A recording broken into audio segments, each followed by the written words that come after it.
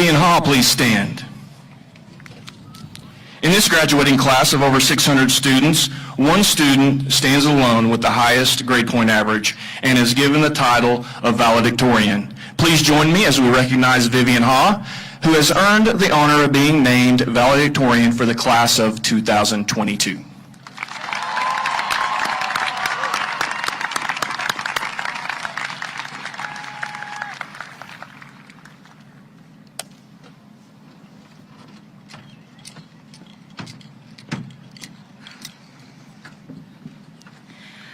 When I had my first experience with public speaking, my mom's advice to me was to imagine that I was looking around at a pond or a lake setting with all of its creatures. Although this is better advice than imagining that everyone around me is naked, I'm now looking around wondering who's a frog and who's a swan. And yes, Miss Parks, you're a beautiful swan on this day. That'll be the mindset I adopt during this speech. Anyways, good evening, faculty, alumni, families, friends, and most importantly of all, the most attractive graduating class, the class of 2022. As famous poet and philosophical author and rapper Kanye West said, "Everybody wants to know what I'd do if I didn't win. I guess we'll never know." We started off quite a few years ago, and honestly, it looks like the whole gang is still here, and that is definitely a win to be proud of. As a class, we have gone through COVID-19 and COVID-19 memes, Shawn Mendes' and Camila Cabello's breakup, Season 2 of Bridgerton, I'm Still Not Over It, and TikTok trends that have ruined so many songs for us. In short, we have gone through a lot, and it has not just been in high school. Now, I stand before you, all 5'1" of me, cladded in white, not including these wedges. And yes, I'm a nerd. It is an honor to be able to stand here today and to give this speech. However, I look at the faces before me, and I see faces that belong up here just as much as mine does. I certainly can't properly dribble or score goals, debate as effectively, lead the school as nobly, or march with an instrument as well as so many of you can. Everyone here has so many perceptions of life to share, and so many more experiences to make. Unfortunately, I have not had the pleasure to get to know each and every one of my classmates. Some of you probably did not even know I existed until today. However, I do hope that I learned some of the lessons you have learned down the line. In 4th grade, I attended one of my first graduations. You know, the one where it's like you're going for an aunt, friend's cousin, sister, son kind of thing. In short, I did not know these people, and they did not know me either. So I didn't pay attention much. However, there was one thing that I will always remember, and that was the valedictorian address. I would soak in every word, and this is at every graduation. It was just that important to me. My obsession to be the very best, when in fact, there's not really a best. I was quite literally competing with myself, and I had made a mess of my mind, body, and relationships doing so. Because, well, that's what happens when you blindly pursue your ambitions without true sense of self or purpose. Life should not be, as I have realized, a mundane checklist. And I ultimately made valedictorian a box I had to check off. And this doesn't apply to just valedictorian. Whether you're an adult or a teenager, we all have checklists that we make. And as soon as one goal is checked off, we tend to move on to the next goal without pausing to reflect on how far we've come and to appreciate ourselves. I feel, however, so lucky to have learned this lesson in high school, a time where mistakes are kind of affordable, hopefully for all of us, and not when I am married or have kids while holding on to my career, because chances are we are not going to leave high school on a unicorn riding towards a pot of gold. Even though I know I want to. The world is not always bright, and I am so very fortunate to have learned this head on at a young age.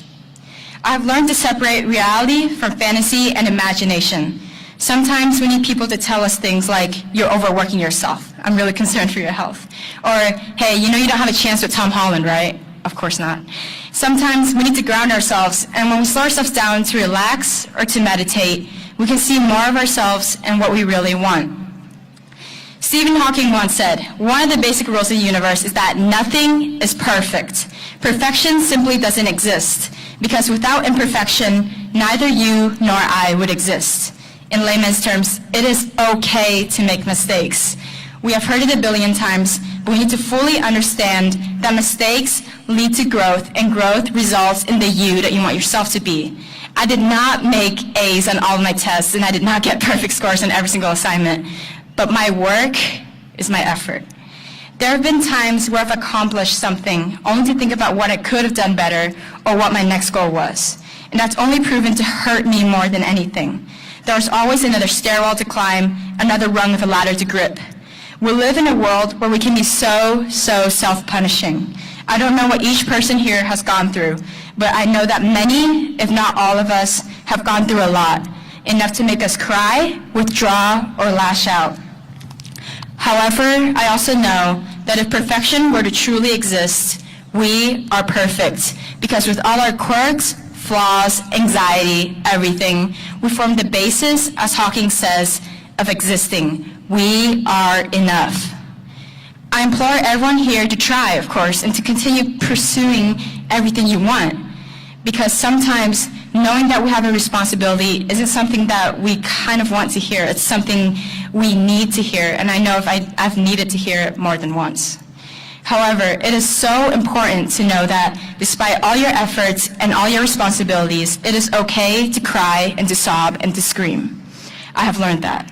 Because if you don't know how it feels like to not be okay, then you will never know what it will feel like to be okay. We also cannot just push blindly towards a goal and forget our relationships. Does anyone here remember their angsty phase? I certainly do. Literally every night was like Adele's Someone Like You or Radiohead's Creep on repeat. And if it's super bad, then some of Taylor Swift's breakup songs. I had the darkest thoughts before I decided to open up again, to lean on others even if it was just for a little. I learned to take being called extra, woohoo, being called extra, as a compliment instead of as something that would bring me down. There's never anything wrong about putting in effort. If you ever need to put in more effort than someone else to get to where you are, that just shows your determination and your perseverance. I also learned to be aware of the relationships around me. Although I'll probably slap that little word, valedictorian, on every single resume I make, I will always be aware of the relationships and sacrifices that have helped me get here. Now, I would like to acknowledge and thank some of the relationships that have significantly impacted me. Every single teacher I've had the pleasure of working with has had a tremendous impact on me. But in particular, I would like to thank Mrs. Ravine, Ms. Parks, Mr. Burks, Mrs. Yowzy, Mrs. Ellis, Mr. Winter, Mrs. Rowland, Mrs. Reed, and Mrs. Pence for significantly changing my outlook on school, life, and work. Ultimately, thank you, Westmoore faculty, for providing me with 4 significant years that I'll probably look back on in both a fond and cringeworthy manner. Thank you to my friends who have not stopped asking me to mention them in this speech. So thank you, Ice Cream Group Chat and AP Chemistry Lunch Gang. I guess also thank you, Plain Breakfast Discord Chat. You guys know who you are. Thank you to my special person who has supported me throughout all of high school and all of my ambitions. You know who you are. Thank you to the officer boards of National Honor Society, Multicultural Club, Key Club International, and Hope Club. It has been a pleasure to work with you and to learn from you. And lastly, and most importantly, thank you to my family, who have encouraged me to pursue what I love and enjoy while also spreading love and kindness. There are many times where I have regretted placing my ambitions and schoolwork above you, but your patience has never ceased to amaze me. Thank you to my parents, Tâm Hà and Vân Lý, for teaching me humility, respect, and love. Cảm ơn ba mẹ. Nếu không có ba mẹ, con không có đứng đây được hôm nay. Với lại, con không nói chuyện với mẹ được hôm nay. Tương lai của con là tại vì ba mẹ. And there's my family over there. Say hi to them. That was a special message to my parents. I hope my Vietnamese was good enough. I love you. Throughout our 4 years here, as some of things has hindered or demotivated us, from a bad breakup to family drama, these struggles have ultimately strengthened us. Dr. Seuss said, "Don't cry because it's over, smile because it happened." It's a quote slapped onto every middle school girl's Instagram bio. But it's also a quote that holds a powerful meaning when it comes to representing the end of a journey and the beginning of a new adventure. Class of 2022, it has been a pleasure to be your valedictorian.